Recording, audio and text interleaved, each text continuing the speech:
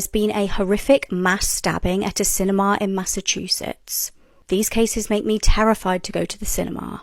On the 25th of May this year, a horrific incident occurred. It's reported that a 26-year-old male allegedly ran out of the AMC Brain T 10 theatre after attacking several members of the public. The man is identified as 26-year-old Jared Revisa from Chilmark. He allegedly attacked individuals and then left the cinema and got into a black SUV. Now, this unfortunately was not the end of the horror, and a car matching the description of the original vehicle he was seen getting into then showed up at a McDonald's in Plymouth. It was there that a 21-year-old woman and a 29-year-old man were also stabbed by the attacker. A motive for this shocking crime is not yet known. Jared is currently being held in custody. These are videos you need to see before you die, part 1.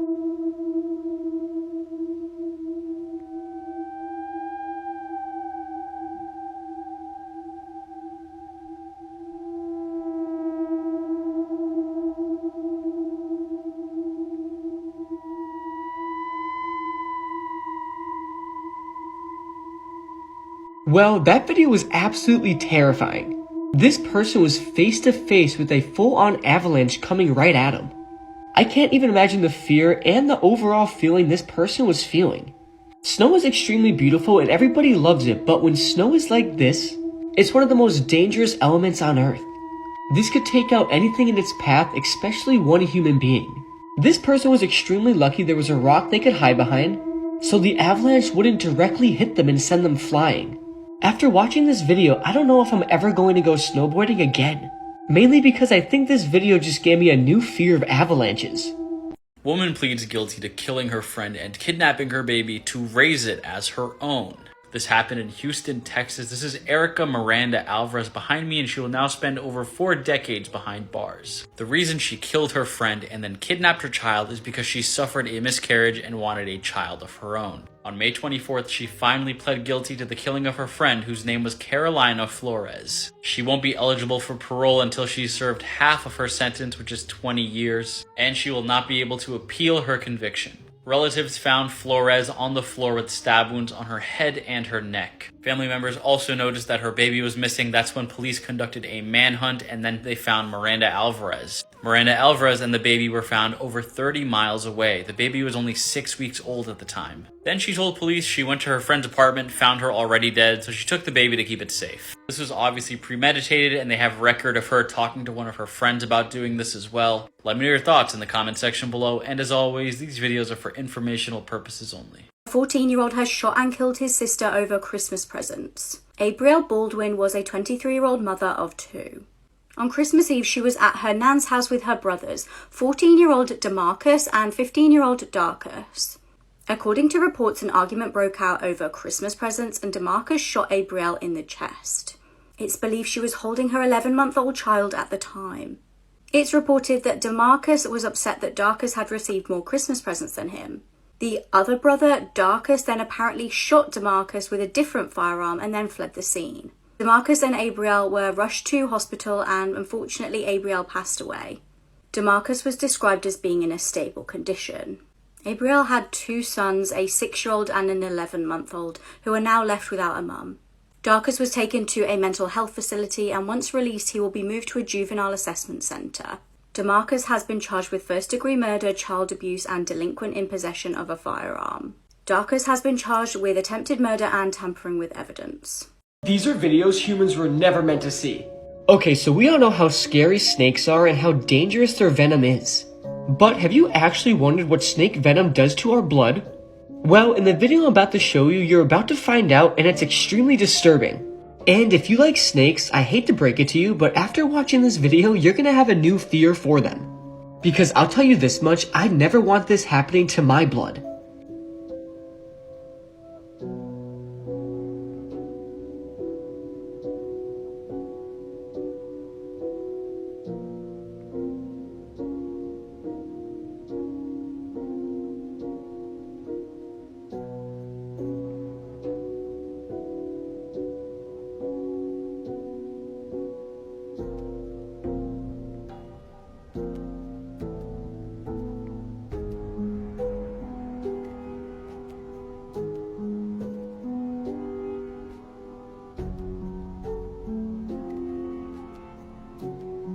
to bring y'all back to the old times when this video was popping and stuff, but do you remember something called the ghost car? Nah. You don't remember at all the ghost car? I mean, maybe if you show me, I'm probably gonna remember. Alright, so there was a police chasing this car. It ended up getting away, but the way it got away was like crazy. Yeah, bro. It like vanished into like fence and you couldn't see it no more. How old is this? Bro, 15 years ago. Yeah, I remember seeing that. Well, things are about to get a whole lot stranger. The fence at the end means no way out. Or does it? Bro, how the fuck did he go through that? And I remember that shit being on, I don't know if you saw it, it's Fact or Myth, or I'm not really sure where it was, but it was just like a show proving videos online were real or not. What do you think? But I don't think he was a ghost, though. I've seen a lot of people trying to debunk and say like, oh, the car went under, like the car went through the fence or something, like it was like a doggy door or whatever. But what I don't get is the fact that when the cops stopped, you didn't see the fence fling like that or whatever. It just stood still. They will never know because they were never in the exact location, how the fence was and shit like that. I think that was one of the first ever like scary videos I ever seen. Like that introduced me to this scary stuff. That shit was even on like Extra Normal de Impacto. Like I think that's where I saw it from then. Kevin Hart might have died in 2019 and replaced by a clone. So in 2019, he got into a car crash when he was in the car with two friends. He had this very nice muscle car and it flipped over and the top half was completely crushed. He said, "It's a resurrection, that's the best way for me to put it. I feel like the other version of myself died in that moment, and this new version was born to understand and to do better." If that clip's not enough, there's also another clip where he literally says he's a clone.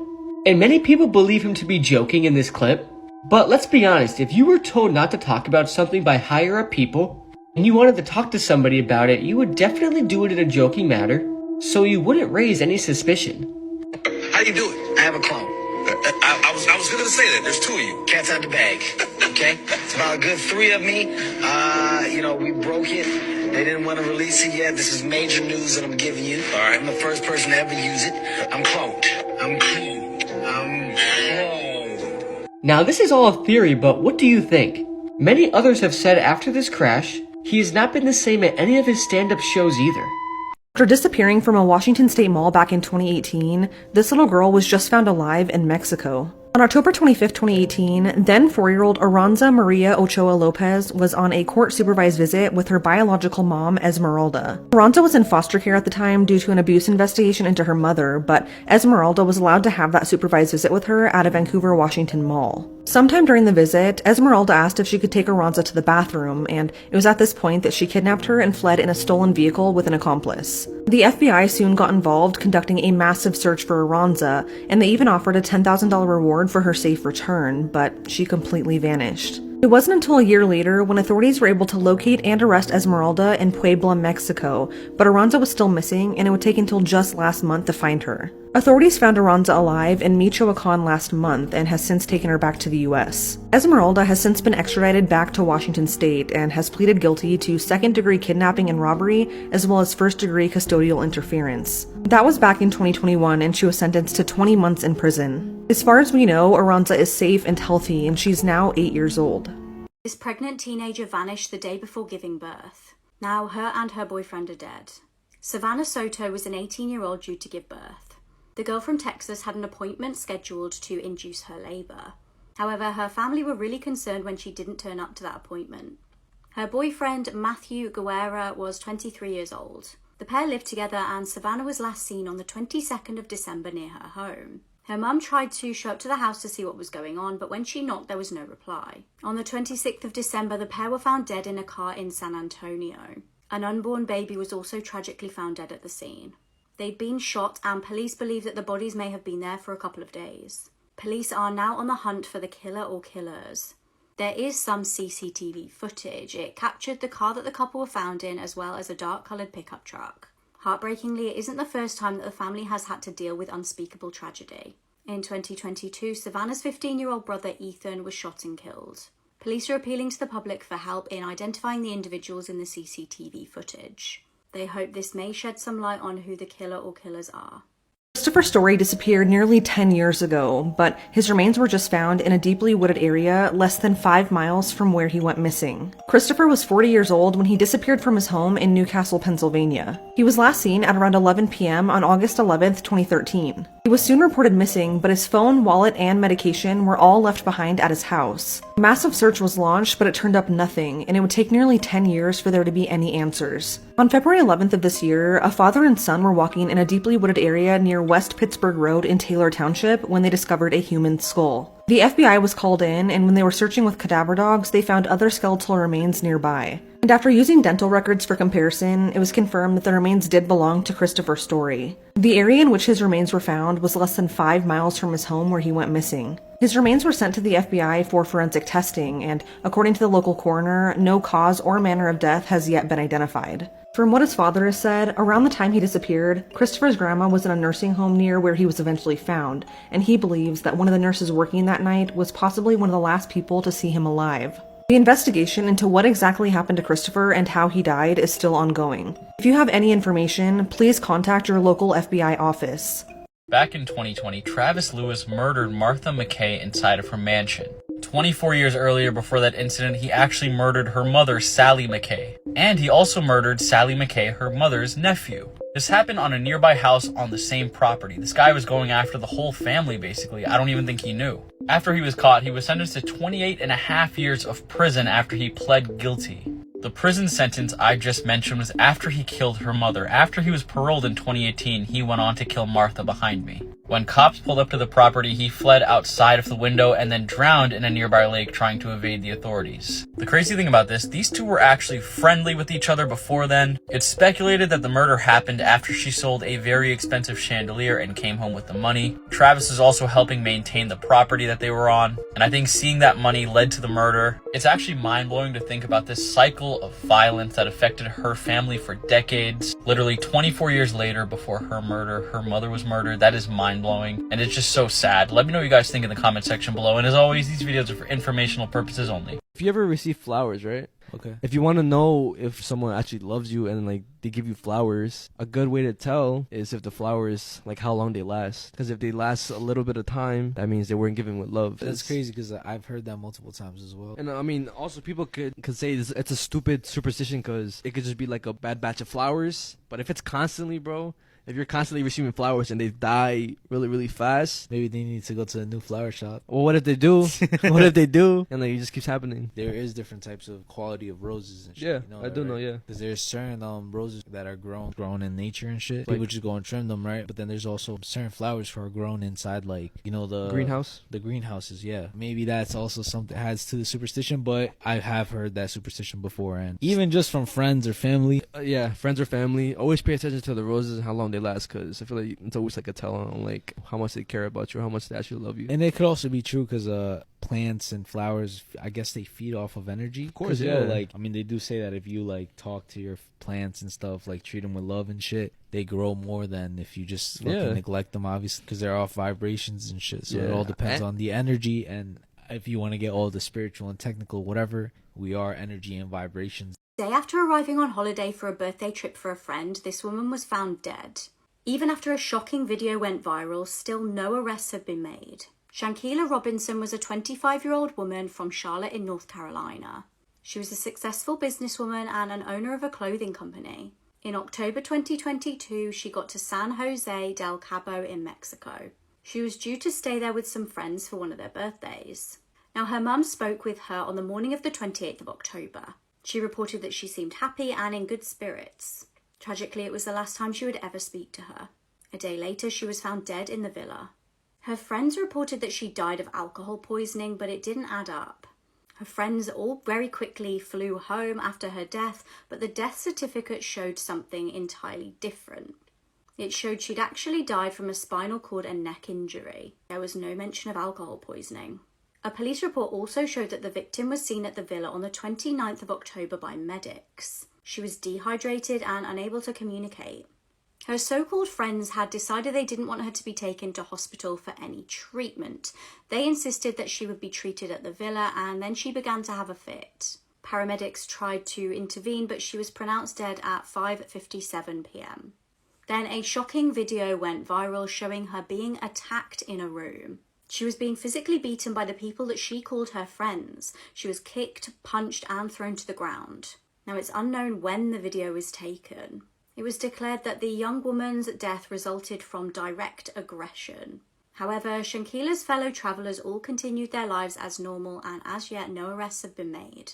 These are mildly unsettling images, and I promise you some of these will just give you the chills. Up first is a picture of somebody's signature as their Alzheimer's gets worse.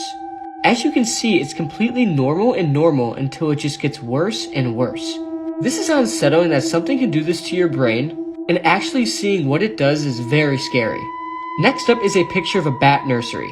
And if you hate bats, I guarantee you cannot look at this picture. A bat nursery is where female bats take care of their young, or in other words, just house them. And looking at it, it's just creepy and gross. This next photo is what you get when you ask AI what the word religion was. I know I'm not the only one feeling this way, but looking at this picture makes me feel unsettled in just some way. This just looks like a creepy cult, and it's very crazy that this is what AI drew when it was asked what the word religion was. Next up is a picture of two almost naked girls in the woods, eating a dead deer's body in the middle of the night. This happened recently and nobody knows what exactly was happening yet. Some people speculate that it's a ritual and others think that they are captured by somebody making them do this. Finally is a picture of a 65-foot deep crack in Utah. Just imagine falling in that for a second. Just complete blackness as you fall into the earth to your death. This man used a moose antler to kill a child abuser. This is one of the most bizarre true crime cases of 2023. In March last year, a shocking situation unfolded. 27-year-old Levi Axtell walked into a police station covered in blood. The man from Minnesota admitted to police to a hideous crime. Now, years earlier, back in 2018, Levi had made some serious claims to the court. He had a 22-month-old daughter at the time and was suspicious of one of his neighbours. This was an elderly man named Lawrence Scully. In his letter, he wrote, "He has been at the daycare many times stalking children in his van. He is a convicted P, and him stalking and attempting to groom my daughter is completely inappropriate and needs to stop." Now, initially, the court did grant protection for a period of time. However, this was dismissed just weeks later. By March 2023, Levi decided to take matters into his own hands. He had reportedly seen Lawrence parking at locations where children were likely to be, and he feared this was intentional. Intoxicated, he drove to Lawrence's home and attacked him with a shovel. He hit him between 15 and 20 times and then attacked him with a large moose antler. The man, who had previously been convicted for SAing a 6-year-old girl, was killed. Levi admitted to the killing and stated that he views himself as a hero. He's been deemed currently not fit to stand trial, and a psychologist wrote in support of keeping him in a secure mental health facility. This is the India train video, one of the worst videos on the internet explained. This video that I'm about to explain is extremely awful, and it's known as one of the worst and most gruesome accidents ever recorded. The video was recorded in India and it's around 30-ish seconds long.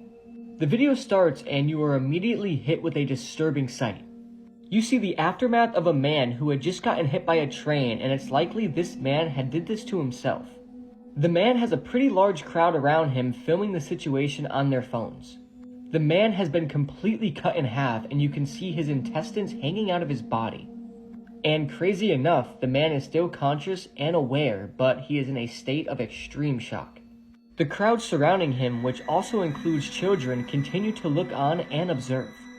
And despite being cut in half, the man appears to stand up on his hands, and he manages to do this for about a second, until he hits the ground again. He falls on his back, but then rolls over so he is lying on his chest, and begins to try and crawl, and at this point, people in the crowd can be seen kneeling and getting closer as they are recording what's happening on their phones, and this is where the video then concludes.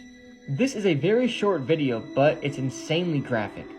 This video is also kind of aggravating to me because the crowd of people around the man are more worried about recording what's happening rather than helping a man who was just cut in half by a train. Obviously, nobody could have helped him at this point, but wouldn't you think at least one person would come over and comfort him in his last moments of life? I don't know, I just think it's sad. Also, what makes it worse is that one of the people in the crowd recording uploaded the video online for the whole world to see. I don't recommend searching for this video at all, as it is very disturbing and not something you want to watch. This could be the most hated woman in America. This is 66-year-old Marcella Chichester. And in April of 2024, Marcella took off driving in her vehicle, even though she was far beyond blackout drunk.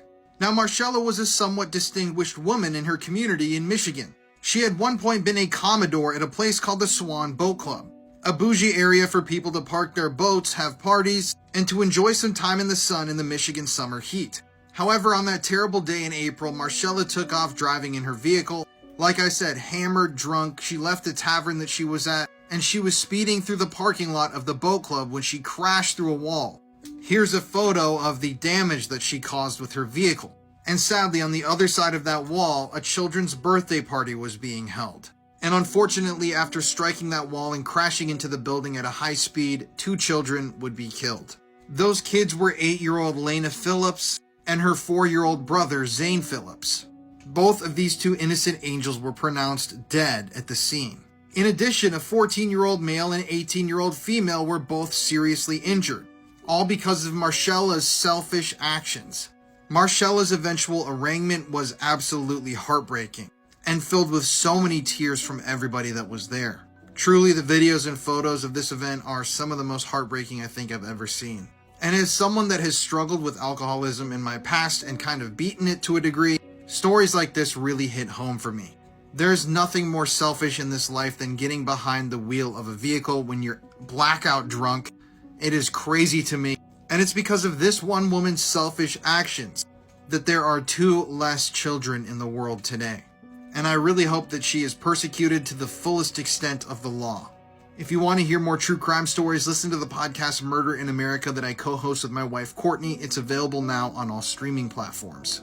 TikToker murdered his wife and the man he thought she was cheating with. Ali Abulaban posted TikToks under the name Gin Kid to almost 1 million followers. However, he became known for an entirely different reason in October 2021 after 2 horrific murders. Ali was from San Diego and was married to Anna, who was 28 years old. The pair had been together 7 years and they had a 5-year-old daughter. The couple had actually been having difficulties in their relationship, and it was said that Ali was physically abusive to his wife. She wanted to be free from the marriage and the pair became estranged. Now, Ali started to convince himself that his wife was being unfaithful with her male friend Rayburn Barron, aged 29. Ali had actually been living in a hotel after his wife had kicked him out of their apartment. On the 18th of October, it's believed that Ali used his 5-year-old daughter's iPad to download a listening app. He then snuck back into the property that he previously lived in with his wife and placed the iPad in there so that he could spy on her. After using the app to listen, he said that he had heard a male voice talking with his wife. He stormed back into the apartment where he shot Rayburn and struck his wife in the head. They were tragically both killed. He then called his mum to confess to the double killing and shockingly then decided to go and pick his daughter up from school, still holding the gun. He has now been convicted of the murders and will be sentenced to the killings shortly. He could get up to life in prison. These are twisted murder cases you've never heard of, and this is a massive trigger warning. The case that I'm about to explain takes place in the United States of America on August 29th, 2018. Dorothy Mae Neal was a 83-year-old woman who lived in Baltimore, and she was described as a nice woman and her neighbors loved her. And despite her age, she was very independent and outgoing. In August 2018, neighbors noticed they haven't seen Dorothy in a couple of days. She was known to be active and wasn't the type to stay indoors all day. As a couple more days passed, they were worried that she might have passed away in her home, so they decided to check on Dorothy. They knocked on her door of her home, but there was no response, and her door was locked. Her neighbors began to get scared and called the police. Baltimore police made their way to Dorothy's home, but when they got there, they noticed something extremely strange. They saw what appeared to be small droplets of dried blood outside her home. They also noted there was no signs of forced entry and the door was still locked. The police then managed to get inside Dorothy's house, and once inside, they found her lying on the floor on her back. Dorothy was naked and was badly beaten, and was also covered in blood. There was evidence that something brutal happened to her.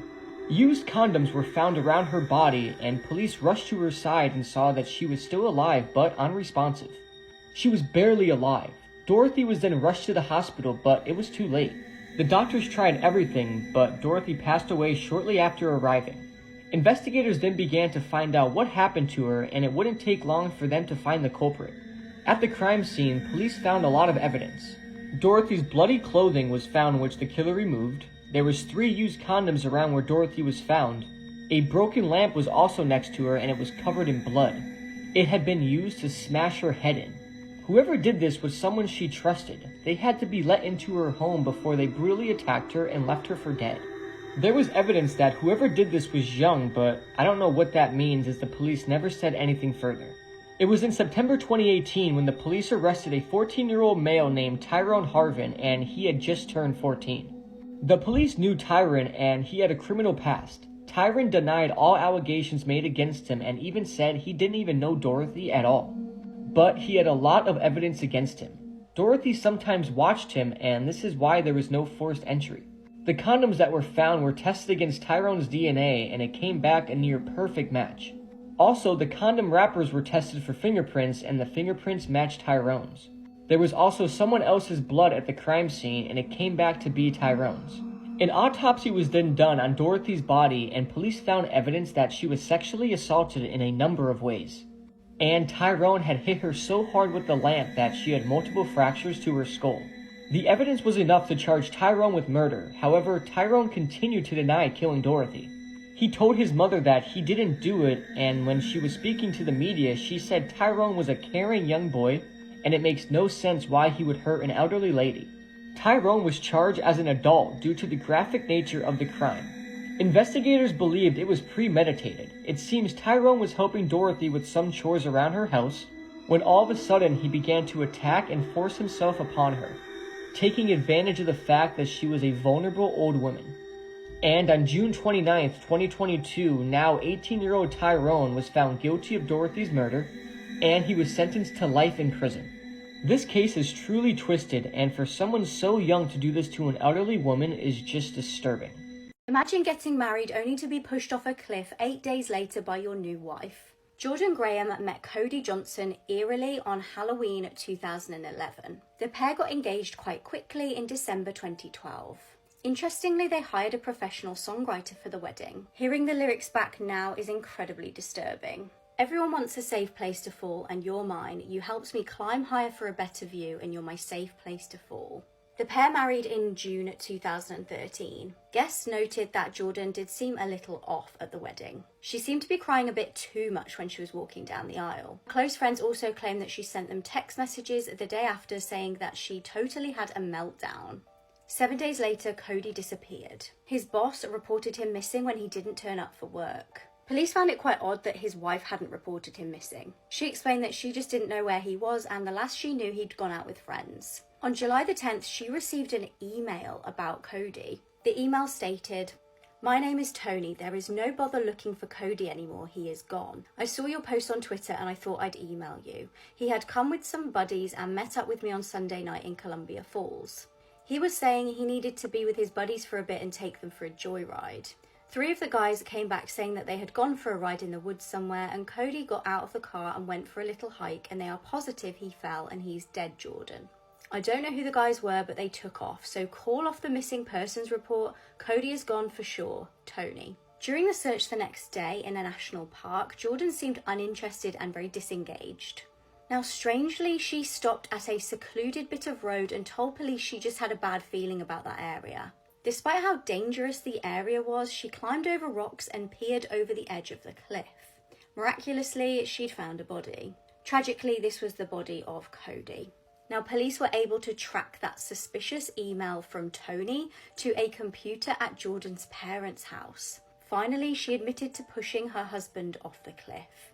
She eventually accepted a plea deal for second-degree murder. She was given 30 years in prison. Hammer coined the phrase, "You can't make this stuff up," might have known the story of real-life boogeyman, Albert Fish. A slight, elderly man with grey hair, no one suspected the kindly single father of being sadistic child murderer and cannibal. This man confessed to murder but ended up getting compensation money. This is one of the biggest plot twists in a case you've ever heard. It was the 7th of August 2018 in California. Thomas Perez Jr. reported his father missing to police. His dad, Thomas Perez Sr., was 71 years old. He'd gone out on a dog walk and not come back, and interestingly, the dog had returned. When the dog came back alone, alarm bells rang. Thomas panicked and called police, and he also told them that evening before his dad had left, him and his dad had had an argument. The following day, Thomas met with detectives and an intense interrogation began. Police told Thomas that they'd found blood stains inside the home and also his dad's phone and purse. Thomas was held for an agonizing 17 hours until police dropped a bombshell. They told Thomas his dad was lying dead in the morgue. They repeatedly told him, "You murdered your dad." Heartbreakingly, they told him that they would kill his Labrador. They even brought the dog into the interrogation room so he could say goodbye. It was at this point Thomas broke down and confessed to his dad's killing, but all was not as it seemed. Thomas was so distressed he pulled his shirt off, as you can see here, he pulled his hair, and he even tried to unalive himself in the interrogation room. He ended up being transferred to a psychiatric ward for 3 days. Imagine how stunned he was days later when he was told his dad was actually alive. Police had deliberately withheld information from Thomas and even fed him lies in order to coerce a confession out of him. It turned out Thomas's dad had actually gone to the airport to fly to Northern Carolina. A legal battle ensued because of the horrific treatment that Thomas was subjected to. He's been given $900,000 in compensation after the horrific ordeal. His attorney stated, "In my 40 years of suing the police, I've never seen that level of deliberate cruelty by the police. Their tactics led to Perez's confusion and disorientation to the point he falsely confessed to killing his father and tried to take his own life." What are some of the strangest ways that police have tried to catch a killer? Well, in 1860, the body of 3-year-old Seville Kent was found at the bottom of an outhouse. But there was something very strange found next to his body. There was a woman's bra. So police decided that they were going to make all of the women that lived inside the Kent estate try on the bra and then convict the woman who it fit best. And even stranger than that was who fit into the bra. It was the boy's nanny. The whole story is full of so many twists and turns and juicy gossip that I had to cover the whole thing on the podcast this week. It's maybe the only time a woman's gone on trial for the fit of a bra. Did you know that The Purge was based on a true story? The Purge is a 2013 film where once a year all crime is allowed for a 12-hour time period. As terrifying as it sounds, the horror movie was inspired by a real-life event that took place in 217 BC. This week-long event was called Saturnalia and was celebrated by ancient Romans from December 17th to December 25th. People were encouraged to drink, do whatever they wanted, including sacrificing each other to the gods. Throughout the week, businesses and work would close, with slaves given the freedom to say and do what they'd like without being arrested. Even though this was exciting for many ancient Romans, it often got super dark when people took things too far. The story even reveals that during this event, fake kings would be crowned and given the power to order people to do anything they wanted. But at the end of the celebration, these kings would be sacrificed as a show of respect for the Roman god. Many believe that the purge may take place again in the future. What do you guys think? Can you tell a place has a dark history just from looking at it? In this series, I'm showing you some photos so you can see. And I cover all sorts of spooky and true crime stuff on this page to follow along. This is the Wisconsin home of Ed Gein, also known as the Butcher of Plainfield. There's actually very few photos of this house that are in any way appropriate to share because of the nature of his crimes. It was in this house that Ed taught himself taxidermy after his mother passed away, and it was the local cemetery where he would go to rob graves and practice what he had learned. This is the room that Ed's mother lived in, and after she passed away, he had it completely sealed off and never touched it. This is in part why the movie Psycho was based on Ed Gein. Ed's mother would tell him all these crazy things, like that women were all guilty of lust and they were just sent to tempt men, which is why many people think that he specifically hated women. And you might be thinking that these photos were taken years after he was out of the house, maybe it had been abandoned for a while, but no, these are the conditions that Ed would live in. When robbing graves wasn't enough for Ed, he moved on to taking people's lives. And to this day, no one's definitively sure how many lives he took.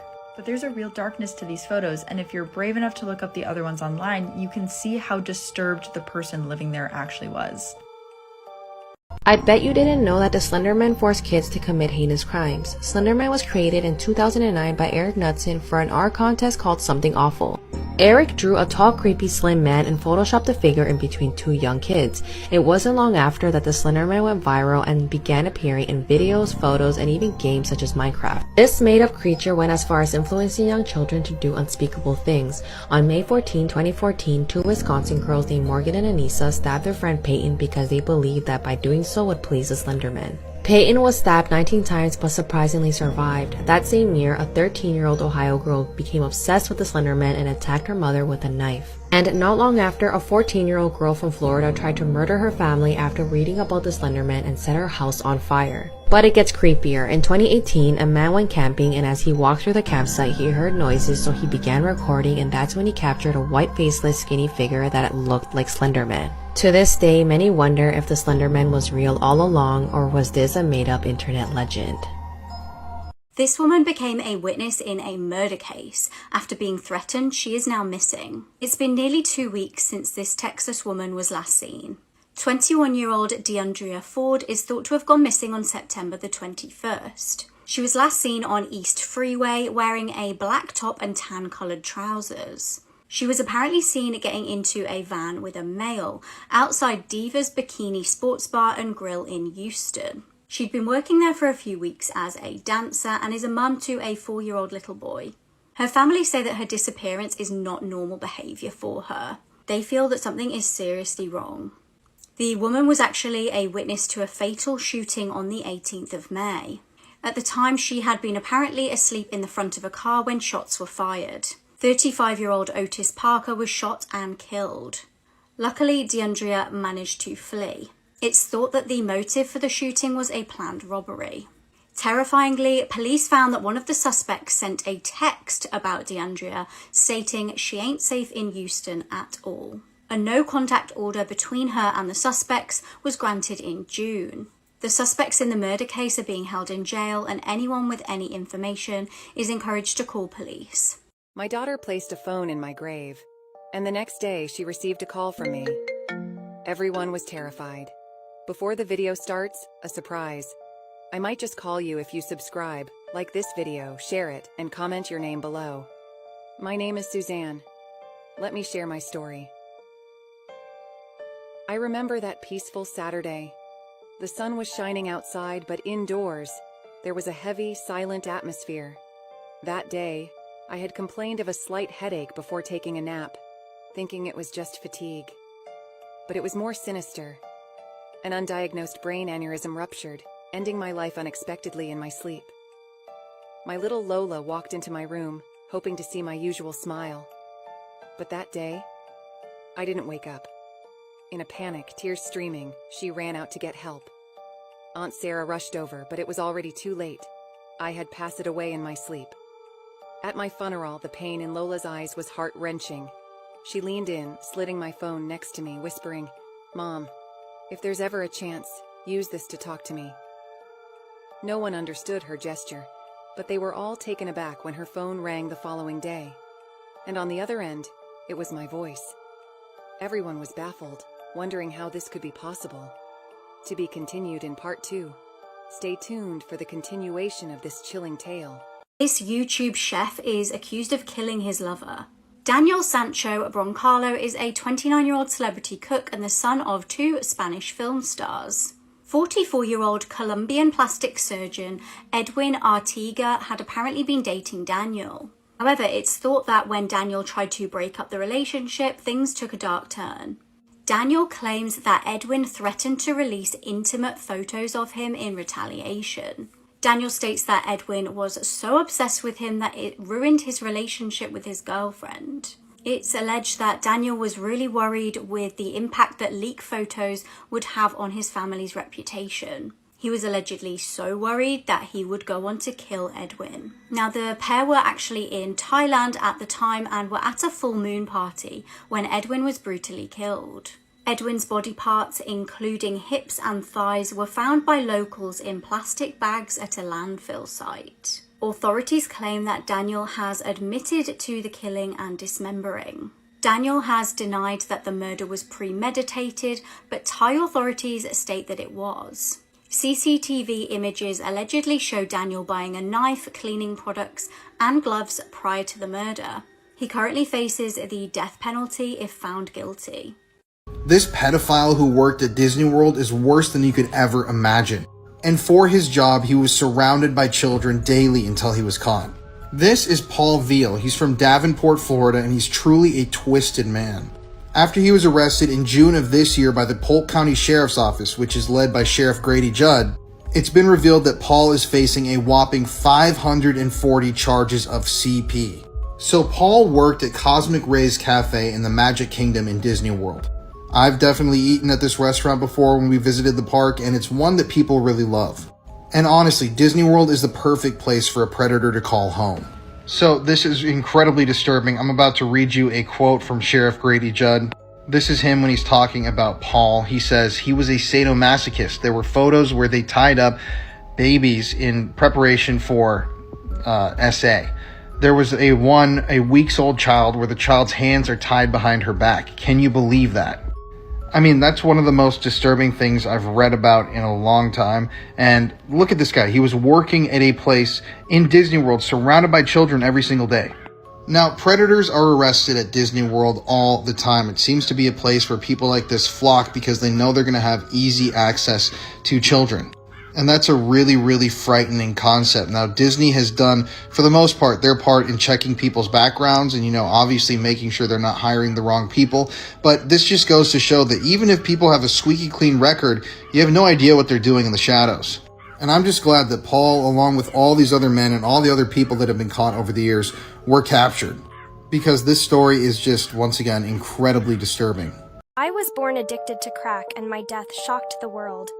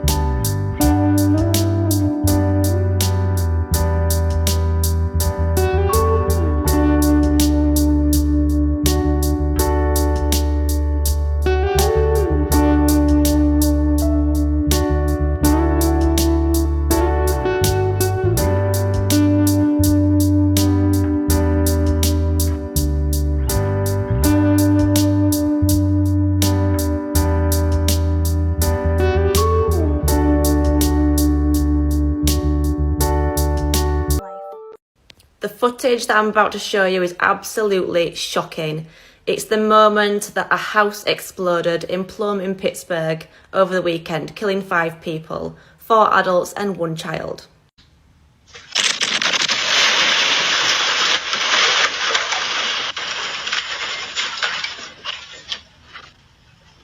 Absolutely shocking. According to news reports, 4 of the people that died in the explosion didn't live in the house and they'd just gone round to help with a faulty water heater. Now, my first thought when I saw that was gas explosion, but apparently the gas company called People's Natural Gas have denied any wrongdoing and said that it wasn't due to a gas leak. But shockingly, this isn't the first time that's happened in that area. Apparently there's been 6 gas explosions in the area of Plum. One of those previous explosions tragically killed grandfather Richard Leith, who was 64. He was babysitting his 4-year-old granddaughter, and she was actually flung through the air and landed across the street, but miraculously she survived.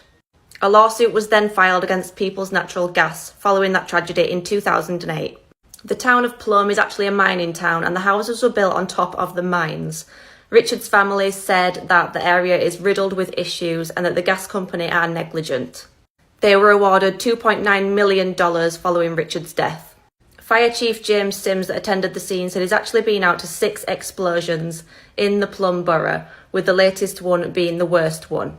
3 people were rescued from the wreckage, with 2 being discharged from hospital and another remaining critically ill. 2 of the victims were named as father and son, Casey 38 and Keegan 12. Heather Orovitz, that lived in the house that exploded, also died, along with 2 neighbours, Kevin and Michael. There is now a huge investigation underway to find out the origin and the cause of the explosion, with officials saying it could take months, if not years. These teens murdered their best friend, and you won't believe why they did it. Skylar Neese thought she was sneaking out of the house to hang out with her best friends, but she was never seen alive again. Just after midnight on July 6, 2012, 16-year-old Skylar locks her bedroom door and jumps out of her window. She then proceeds to get into her car, and her 2 best friends, Rachel and Sheila, are already inside. They drive around for a little while, listening to music and having fun, but they eventually end up in a remote area in Pennsylvania. The 3 girls then get out of the car and start walking into the woods to sit and smoke. And as they're walking, Rachel and Sheila both count to 3. Then both start attacking Skylar, but not with their fists. The girls each pull a large knife out of their hoodie, and they both start stabbing Skylar repeatedly until she's dead. Rachel and Sheila then cover up her corpse with some branches and walk out of the woods. But the next morning, when Skylar's parents discover that she isn't home, they immediately call the police. However, the officers find that the surveillance footage shows the teen leaving her apartment window all by herself. This leads them to believe that she's a runaway, so they don't issue what's called an Amber Alert, which is a notification that asks the public for help in finding a missing child. But Skylar's parents disagree and know that their daughter wouldn't just take off and leave, so they put up missing persons flyers asking for tips to where she is. The investigation of Skylar's disappearance goes on for 6 months before the police finally get a tip on who they're looking for. In January 2013, Rachel's mom, one of the other girls, calls 911.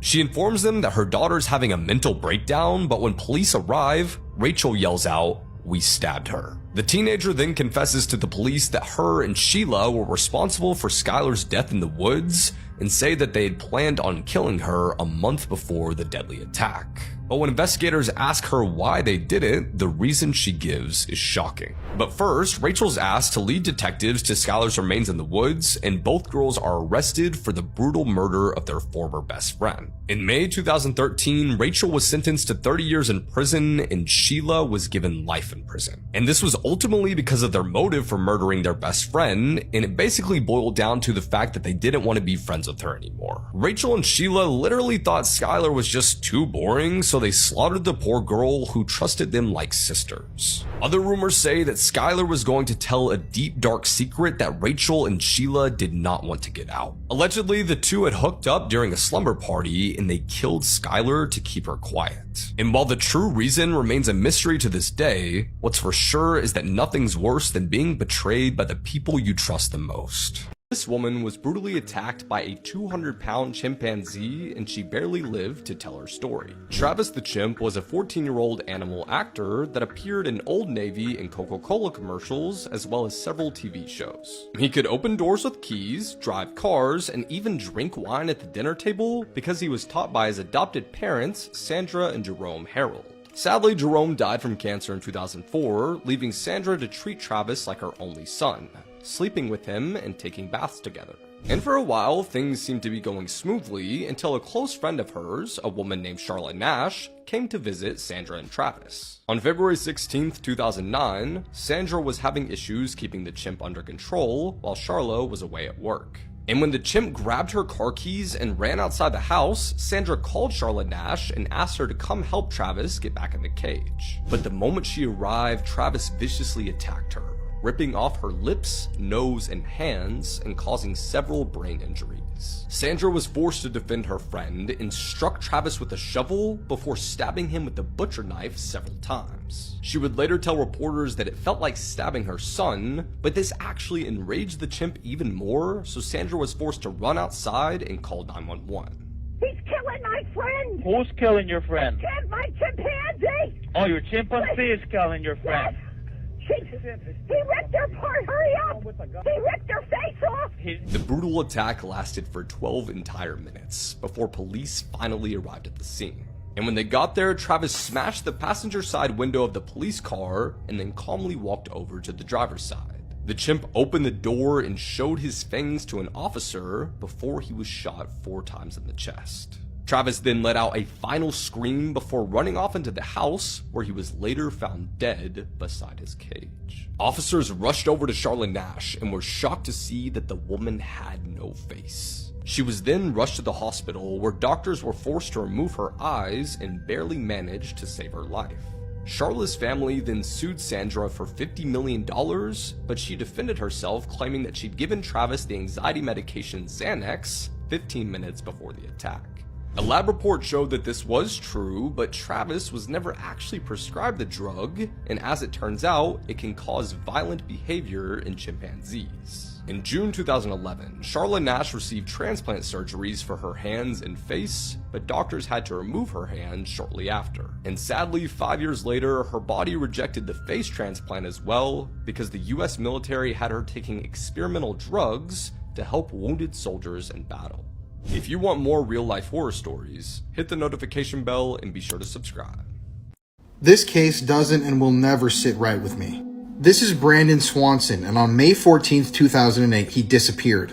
And to this day, he has never been found, not even a trace of him. So Brandon was from southwestern Minnesota. He graduated high school, was enrolled in community college, and on May 14th, 2008, he was celebrating the end of the academic year with some friends. So just before midnight that evening, Brendan left the party that he was at and started to make the 30-mile drive home. But just before 2 a.m., he called his parents and said that he had driven his car off of the road into a ditch. He told his parents that there was no way he could get the car out of the ditch and that they would need to come pick him up, but he said that he was uninjured.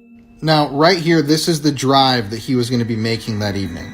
As you can see, it's a pretty straight shot. There's no turns or twists or anything like that. So on that night, after hearing this from their son Brandon, Annette and Brian, his parents, took off in their pickup and began to go head towards his direction. So Brandon and his parents were on the phone almost the entire time that he was waiting for them. His call dropped a few times and they accidentally hung up on each other, but he was still talking to them and saying he's staying by his car. He even said that he was flashing his lights on and off to let them know exactly where he was so they would see him. But he and his parents never came across each other. He never saw them drive by and they never saw him. So after a while, Brandon said that he saw lights from a town about 7 miles ahead of him, so he told his parents he was going to walk there. The town's name was Lind, and he said he would go into town and sit at a small bar in the parking lot and wait for them to pick him up. So his dad, Brian, immediately began driving towards Lind and was talking to his son, Brandon, on the phone during the drive. Now, this is when it gets absolutely crazy. So 47 minutes into the phone call, something bizarre happens. Now, as Brandon is making that walk to the small town of Lind, he screams out, "Oh shit!" and interrupts what he was saying. And immediately, his end of the line goes silent. His parents start asking him, "Brandon, what was that? What does that mean? Are you okay?" But it's complete silence. Now, eventually, after the phone was silent for a period of time, his parents hung up the phone call and tried calling Brandon back over and over and over again. But that was the last time he was ever seen and the last time anybody ever heard his voice.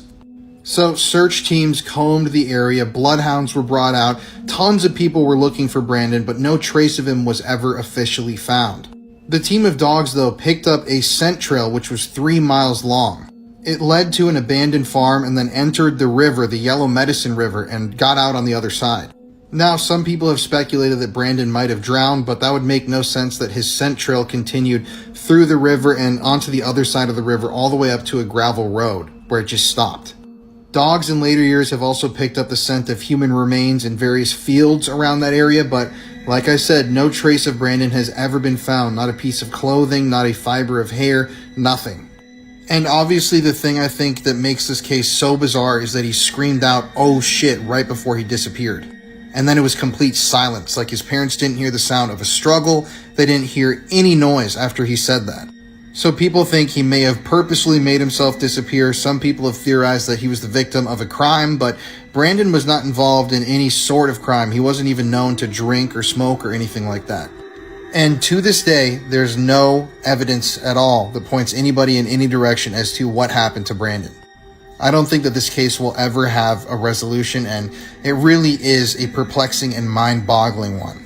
Let me tell you about the lady who was dead in her apartment for 2 years before anyone ever noticed. It was this lady named Joyce Vincent, right? She was from the United Kingdom. Not much is known about her death at all. Eventually, the London, police department went to go and take back the apartment because she hadn't paid rent in 2 years. They were gonna go in and kick her out. She never came to the door. So they decided, okay, we're gonna get a key and we're just gonna come in and move your stuff out ourselves, right? So they opened the door, and when they walked in, it looked normal. I mean, it was pretty clean. It was some stuff in the house. There were presents that were unwrapped, like Christmas presents. This is in July. June, July, Yeah. They keep looking around, and they found her laying on the floor by her bed. But the worst part about that, to me, right, is that this is a photo that was found on the ground outside of a convenience store in Florida in June 15th of 1989. And that picture to this day has still gone unidentified. They said that this is not your daughter. They did some type of forensic examination of the photo, and they came to the conclusion that that was not her daughter. The boy in the photo was thought to be this kid named Michael Henley, who went missing also in 1988, which was a year before. And if you look at these pictures side by side, you can see where the similarities come in. But once again, the cop said that's not him. What's crazy is that neither Michael nor Sarah have ever been found, and that picture to this day has still gone unidentified. It has never been identified almost 40 years later. How young is the world's youngest serial killer? 20? 18? Even 15? This age reveal at the end of the story will shock you. Amarjit Sadeh killed 3 people in separate incidences between 2006 and 2007.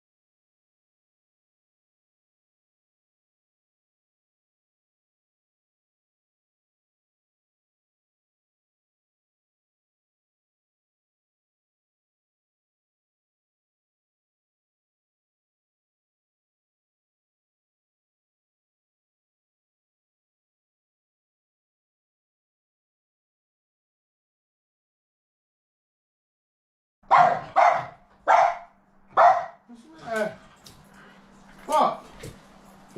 Look in there, mate. Look in there. What?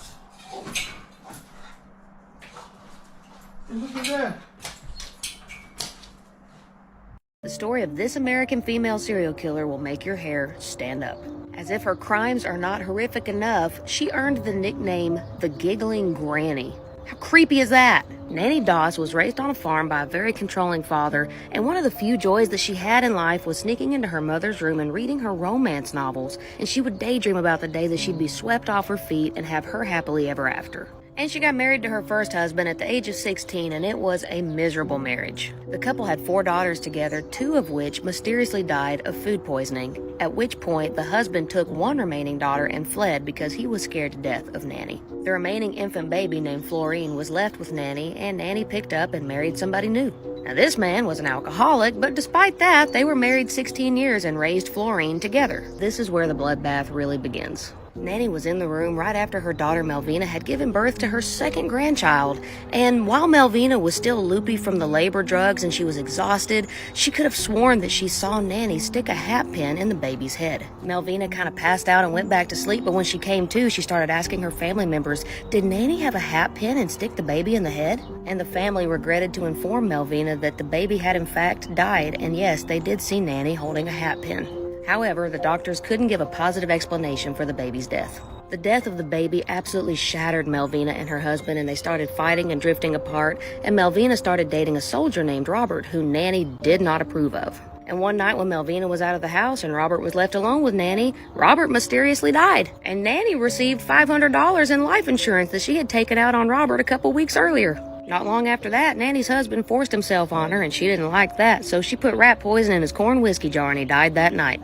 Nanny married her third husband only 3 days after meeting him, and he died shortly after this of heart failure. She picked up some life insurance, bought some land, and built a new house. Her late third husband left behind a mother and a bedridden sister who also died shortly after.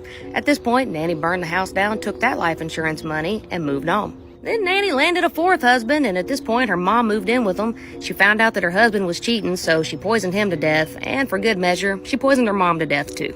Then she married her a fifth man named Samuel Doss, who was very disapproving of the romance novels that she loved to read.